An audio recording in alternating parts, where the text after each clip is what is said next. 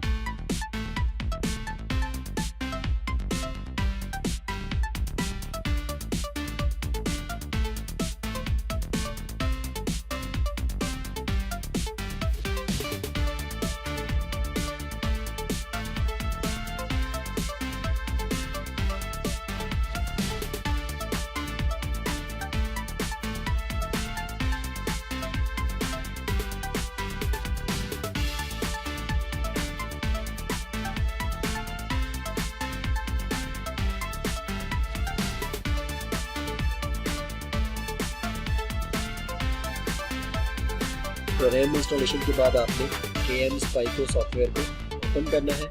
Now a new window will pop up and you will see a red button.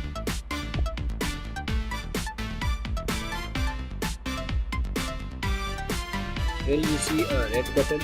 Now click on this button. It will take few seconds to complete activation. When it completes, you will hear a voice saying program complete. That's it. Now you have activated the windows successfully. You can see here window is activated by this product ID. Thank you for watching my video.